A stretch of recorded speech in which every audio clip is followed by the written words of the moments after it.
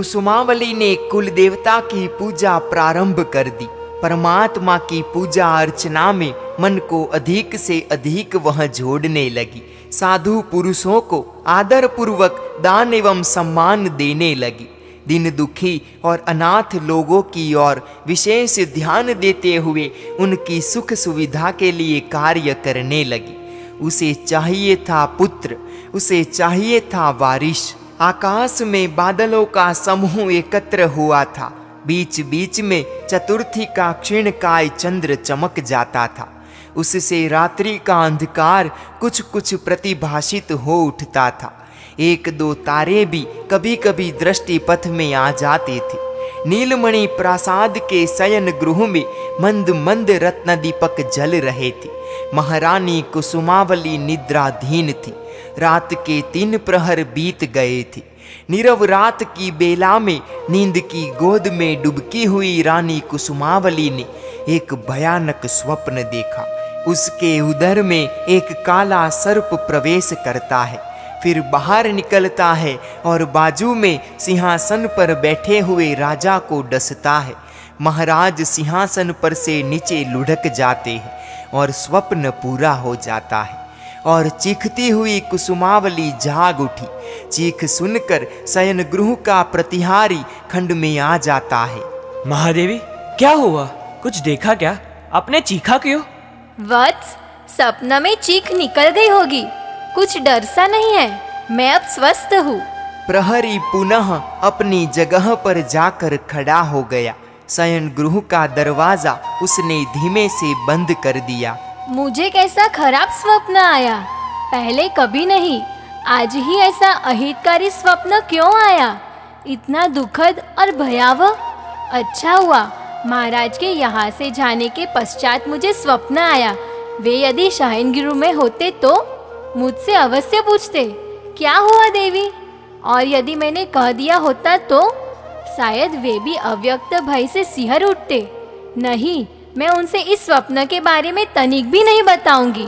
ज्ञानी पुरुष कहते हैं कि बुरा स्वप्न आने पर किसी से कहना नहीं चाहिए, जगना भी नहीं चाहिए, वरन वापस सो जाना चाहिए ताकि स्वप्न का परिणाम कुछ भी न हो। कुसुमावली पुनः पलंग में लेट गई। आंखें मूंद कर उसने निद्रित होने की कोशिश की, पर वह कोशिश करती रही। उसकी आंखों से नींद का फासला ज्यों का त्यों बना रहा। वह सो नहीं पाई। वह खुली आंखों से छत को निहारती, कभी दूर काली कजरारी क्षितिज को अंधेरे की आगोश से निकलकर रक्तीम आभा लिए हुए देखती। करवटें बदल बदल कर वह बेचैन हो उठी थी। इतने में पूर्व दिशा में अरुणोदय की लालिमा छाने लगी। वह अनमने मन के साथ पलंग पर से नीचे उतरी।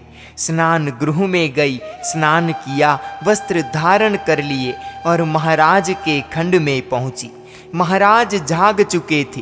वे आंखों में कुसुमावली की प्रतीक्षा के फूल खिलाकर ही बैठे थे। कुसुमावली के साथ प्रभातिक वार्तालाप किया और कुछ समय गुजरा कि अचानक कुसुमावली खड़ी हो गई। उसने महाराज से कहा, स्वामी, मैं बाहर जा रही हूँ। मुझे खट्टी खट्टी डकार आ रही है। शायद वमन हो ऐसा महसूस होता है। वह त्वरा से बाहर चली गई और बाहर उसकी निजी दासी प्रियंकरा खड़ी थी। प्रियंकरा, मुझे वमन हो रही है, तू जल्दी से पात्र ला। प्रियंकरा ने तुरंत पात्र रखा और कुसुमावली ने वमन किया। महाराज पीछे ही आकर खड़े हुए थे। धाव माता पुष्पलता भी आ गई थी। धाव माता रानी की पीठ पर, रानी के सीने पर हाथ सहलाने लगी। कुसुमावली हाँफ रही थी। उसकी आंखों से पानी झर रहा था, नाक बह रही थी और प्रियंकरा ने स्वच्छ वस्त्र रानी को दिया। उसने आंख, नाक एवं चेहरा साफ किया। महाराज के हाथ का सहारा लेकर वह शयन खंड में आई और पलंग पर लेट गई। धाव माता उसके सन्निकट आकर बैठ गई। रानी कुछ स्वस्थ हुई तो धाव माता ने पूछा, देवी, क्या हो रहा है तुम्हें? मुझे खट्टी खट्टी डकारें आ रही है। वमन होने की शंका रहती है। क्या खाने पीने में कुछ? नहीं, वैसा तो कुछ नहीं है, पर लगता है कि मैं गर्भवती हुई हूँ। ओह, यह तो खुश खबर है। तब तो ऐसा होना स्वाभाविक है। मैं अभी औषधि देती हूँ, वमन हो जाएगा, डकारे भी कम हो जाएगी। समीप में खड़े महाराज ने रानी की बात सुनी। उनके चेहरे पर उमंग की चमक दमक उठी।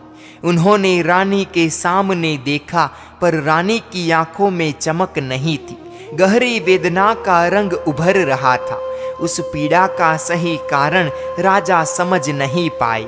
उन्हें लगा वमन ज्यादा होने से उसे पीड़ा हो रही है, और वे बोले, देवी, कुल देवता की पूजा सार्थक हुई। महाराज बोले, पर रानी की ओर से जरा भी प्रतिभाव नहीं आया। अग्नि शर्मा, जिसने घोर तपश्चर्या की थी, जीवन की अंतिम वर्षों में उसने संकल्प किया था कि मैं जन्म जन्म तक राजा गुणसेन की जीवात्मा को मारने वाला हो। मेरी तपश्चर्या का मुझे यदि कोई फल मिलना चाहिए तो उसकी मृत्यु चाहिए।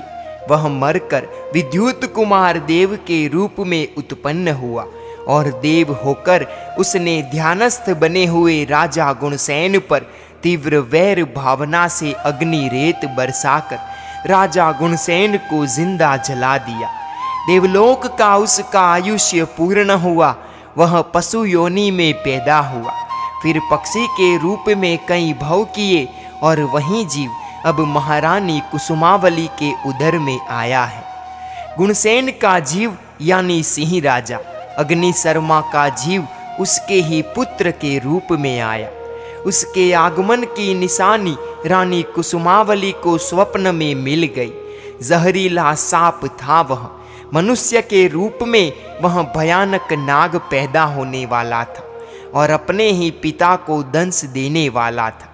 असंख्य वर्षों का पानी काल की नदी में बह गया था, फिर भी उस जीवन में वैर के बीज काफी गहराई तक पड़े हुए थे। उस बीज में पेड़ बनने की संभावना थी। गुणसेन का जीव चाहे अलग रूप या अलग शरीर में हो, उस वैर की वासना को परिवर्तन रूप के साथ या शरीर के साथ जरा भी संबंध नहीं था। उसे तो लेना देना था बस उस जीव के साथ। वैर की तीव्र भावना लेकर उदर में आए हुए जीव के दुष्प्रभाव माता के मन एवं मस्तिष्क पर पड़ते हैं। कुसुमावली के दिल में महाराज सिंह के प्रति जो भावना थी, जो अपनत्व था, उसमें भी बदलाव का प्रारंभ होता है, जबकि महाराज के मन में कुसुमावली के प्रति प्रेम में अभिवृद्धि होती है। चूंकि पूर्व जन्म में उनकी आत्मा ने अग्नि शर्मा के प्रति मैत्री का भाव अपनाया था। महाराज ने जब कुसुमावली को गर्भवती जानकर हर्ष व्यक्त किया, तब कुसुमावली को अच्छा नहीं लगा। उसने महाराज की खुशी का प्रतिभाव हर्ष से नहीं दिया, बल्कि उद्वेग न व्यक्त किया। यह दृश्य धाव माता पुष्पलता ने देख लिया था। उसका मन आशंकित हो उठा था। उसे कुसुमावली का इस तरह का बर्ताव जरा भी अच्छा नहीं लगा। महाराज शयन खंड छोड़कर चले गए। कुसुमावली मौन रही। उसके मन में एक विचार कौंधा। महाराज मेरे पास न आए तो अच्छा, वे मेरे से बात न करे तो अच्छा। महाराज अपने खंड में बैठकर आराम से सोचने लगे। हजारों लाखों वर्षों के पश्चात कुसुमावली की तीव्र अभिप्सा आकार ले रही है। वह पुत्रवती होगी। उसकी खुशी असीम हो उठेगी, पर पुत्र जन्म के पूर्व उसके चित्त को बहुत ही प्रसन्न रखना होगा। मैं जानता हूँ उसे क्या क्या अच्छा लगता है, क्या क्या पसंद है, उसे कहाँ कहाँ घूमना फिरना पसंद है, उसे कैसी बातों में रुचि है। उसे जो अच्छा लगता हो वह मैं करूँगा। उसकी हर इच्छा को पूरी करूंगा। इससे उसका मन प्रमुदित रहेगा। उसका होने वाला शिशु स्वस्थ रहेगा। और इधर धाव माता पुष्पलता, कुसुमावली की सहेलियां मदन रेखा, प्रियंकरा, शुभंकरा वगैरह भी कुसुमावली के चित्त को प्रसन्न रखने के लिए उससे मनपसंद बातें करती थी, हंसी मजाक करती थी, उसे सुंदर वस्त्रों से सजाती थी, श्रेष्ठ अलंकार पहनाती थी। परंतु कुसुमावली न तो मुक्त मन से हंसती है, न सहेलियों के साथ खुले दिल से हास परिहास में जुड़ती है। उसके इर्द गिर्द उदासी का, अनमनेपन का कोहरा सा घिरा घिरा रहने लगा। एक दिन अचानक अकल्पित घटना हो गई। महाराज कुसुमावली के खंड में आए, सहेलियां खड़ी हो गई, महाराज का स्वागत किया, पर कुसुमावली न तो खड़ी हुई, न उसने महाराज का अभिवादन किया। उसके चेहरे पर अपनत्व उस्मता से भरा स्मित भी नहीं खिला। महाराज ने कुसुमावली के निकट बड़े प्यार से बैठते हुए कहा, देवी, तुम्हें अति प्रिय है वैसा यह रत्नों का कर्णफूल मैं तुम्हारे लिए लाया हूँ। देखो, तुम्हें जरूर पसंद आएगा। महाराज ने रत्नों का वह कर्ण फूल का झोड़ा रानी के हाथ में दिया। रानी ने तिरस्कार की भाषा में कहा, मुझे नहीं चाहिए तुम्हारा यह कर्णफूल। किसने कहा था तुमसे इसे बनाने को? और उसने कर्ण फूलों को खंड में फेंक दिया और अपना चेहरा फेर लिया। महाराज तो स्तब्ध रह गए और कुछ अपमानित से भी। वहां पर खड़ी मदन रेखा और पुष्पलता, अरे अरे महारानी, यह तुमने क्या कर दिया? यह बोलती हुई रानी कुसुमावली के पास पहुंच गई। उसके दोनों हाथ जकड़ लिए और दोनों हाथों से रानी का चेहरा ऊपर उठाया और महाराज की ओर देखते हुए कहा, स्वामी, आज सवेरे से ही महारानी का स्वास्थ्य अनुकूल नहीं है, इसलिए ऐसा अनुचित। मैंने कुछ भी अनुचित नहीं किया है। मैं उनके साथ बात करना भी नहीं चाहती। वे यहाँ से चले जाए। कुसुमावली ने सहेलियों की बात को बीच में ही काटते हुए आक्रोश व्यक्त किया और महाराज धीरे से उठकर खंड से बाहर निकल गए। उनके पीछे पीछे धाव माता भी बाहर चली गई। दोनों कुछ दूरी पर जाकर खड़े रहे। धाव माता ने विनम्रता से कहा, महाराज, गर्भवती स्त्रियों में कभी कभी ऐसी मानसिक विक्रियाएं हो जाती है। मैंने कुछ एक स्त्रियों में ऐसी विक्रियाएं देखी है। आप चिंता न करें, मैं अपने जाने पहचाने निष्णात वैद्यों से महारानी की चिकित्सा करवाऊंगी। सब कुछ ठीक हो जाएगा, आप निश्चिंत रहे। विक्रिया बढ़नी नहीं चाहिए, उसका पूरा ख्याल रखना। महाराज कुछ उदास मन होकर कुछ बुझा बुझा चेहरा लेकर चल दिए। धाव माता वापस कुसुमावली के खंड में आई। कुसुमावली पलंग में औंधी गिरी हुई थी और धाव माता ने कहा, देवी, इस तरह औंधी होकर मत सोइए, करवट के बल लेटिए। तनिक चेहरा ऊपर उठाकर क्रुद्ध स्वर में रानी चीख उठी, क्यों री? औंधी सोऊंगी तो क्या हो जाएगा? गर्भ को कष्ट होता है, उसे पीड़ा होती है। इतना ही ना? ठीक है, वो मर जाए। तू मुझे कहने वाली कौन होती है? आज के बाद मुझे कुछ भी सलाह मशवरा देने की आवश्यकता नहीं है, समझी ना? धाव माता ने दुखी निगाहों से मदन रेखा की ओर देखा। मदन रेखा के चेहरे की नसें एकदम तंग हो उठी थी। उसने कहा, तब फिर क्यों पुत्र प्राप्ति की चाह में बावरी सी हो उठती थी? देख कुसुम, एक बात अच्छी तरह सुन ले। तू ठीक है, महारानी है, पर वह औरों के लिए, मेरे लिए तो तू मेरी सहेली है। तू यदि कुछ गलत और अनुचित करती है तो तुझे टोकना और रोकना यह मेरा निजी अधिकार है। मैं तुझे इसलिए कहती हूँ, तूने महाराज का इस तरह अपमान करके अच्छा नहीं किया है। तुझे क्या हो गया है? कुछ मुझे बताएगी भी या नहीं? कुसुमावली मदन रेखा के सामने टुकुर टुकुर निहारती रही और पल भर के बाद वो जोर जोर से रोने लगी। पुष्पलता उसके निकट पलंग पर बैठ गई और उसका शरीर सहलाने लगी। मदन रेखा खंड से बाहर निकल गई और उसके साथ प्रियंकरा भी बाहर चली गई। पुष्पलता ने महाराज के मन का समाधान तो कर दिया था, पर उसके स्वयं के दिल में कसक उठी थी। कभी भी महाराज के साथ अनुचित व्यवहार नहीं करने वाली रानी ने आज यह क्या कर दिया?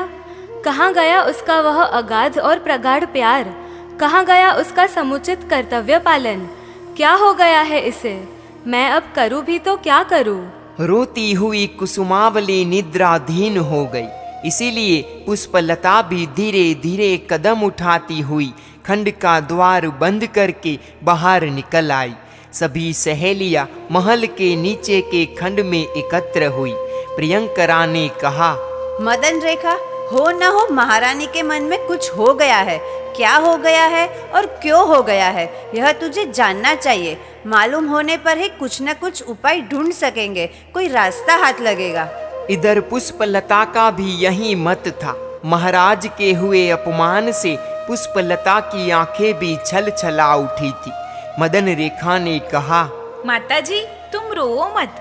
महाराज का अपमान कुसुमावली ने नहीं किया है, अपितु उसके शरीर में कोई दुष्ट असुर घुस गया है।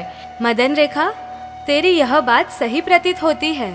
तू सारे कार्य छोड़कर पहले इस कार्य को हाथ में ले।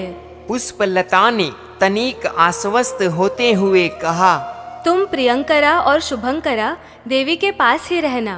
उन्हें जरा भी अकेला मत छोड़ना। इधर उधर जाना नहीं। मैं अपना कार्य करती हूँ।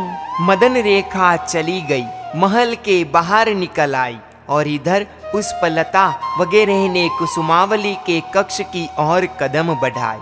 कुसुमावली के शयन खंड में दियों का मध्यम मध्यम उजाला बिखरा हुआ था। महाराज सिंह ने शयन खंड में प्रवेश किया। कुसुमावली पलंग पर सोई हुई थी। एक और प्रियंकरा जमीन पर लेटी हुई थी और कुसुमावली के शरीर पर न तो गहने थे न चंदन का लेप था। उसके चेहरे पर रोजाना की भांति शांति भी नहीं थी और होठों का स्मित भी गायब था। महाराज उसके सिरहाने के पास बैठ गए, कुसुमावली को देखते रहे। प्रभात होने की तैयारी थी। कुसुमावली की आंखें खुली और साथ ही प्रियंकरा भी जगी। दोनों ने महाराज को बैठे हुए देखा और कुसुमावली का चेहरा क्रोध से तमतमा उठा। तुम अभी इस वक्त यहाँ पर क्यों आए हो? देवी की कुशल पृच्छा करने के लिए। मैंने तुमसे कहा ना कि मैं तुमसे बात करना भी पसंद नहीं करती। तुम्हें मेरे पास आने की जरूरत नहीं है। लेकिन क्यों? कोई कारण? कारण मुझे पता नहीं। ठीक है, तुम्हें पता नहीं है, पर कारण होगा तो सही ना। कारण जानकर क्या करोगे? उपाय करूंगा। बस बहुत हो चुका। मुझे कोई उपाय की आवश्यकता नहीं है। तुम इसी वक्त यहाँ से चले जाओ। कुसुम, तू अनुचित कर रही है। यों कहकर महाराज दुखी मन और म्लान चेहरा लेकर खंड के बाहर निकले और कोने में खड़ी प्रियंकरा कांप रही थी। उसका दिल टुकड़े टुकड़े हो गया था। वह रो पड़ी। वह कमरे के बाहर निकलने लगी कि कुसुमावली गरज पड़ी। प्रियंकरा, जी स्वामिनी। मैं सो जाती हूँ तो तू भी सो जाती है। तुझे जगते रहना है और महाराज को यहाँ पर आने नहीं देना है। यह मुझसे नहीं होगा। इसका मतलब? क्या हो गया है देवी आपको? महाराज को भगवान की भांति पूजने वाली आप, महाराज का इतना घोर अपमान। मुझे तनिक भी सलाह शिक्षा देने की आवश्यकता नहीं है, समझी? मैं जैसा कहूँ वैसा ही तुझे करना होगा। यह मुझसे कभी नहीं होगा। इतने में पुष्पलता ने खंड में प्रवेश किया। उसने बाहर खड़ी रहकर सारा वार्तालाप सुना था। जैसे ही पुष्पलता कमरे में आई कि कुसुमावली एकदम उससे लिपट गई और वह फूट फूट कर रोने लगी। रोते रोते बोली, माताजी, न जाने क्या हो गया है। मैंने आज भी महाराज को अपमानित कर दिया। मैं सचमुच पापिन हूँ। मुझे जीना ही नहीं है। मैं मर जाऊंगी। देवी, तुम्हारे शरीर में किसी असुर ने प्रवेश किया है। सही बात है माताजी। वह असुर बड़ा भयंकर है। यों कहते हुए कुसुमावली रो पड़ी।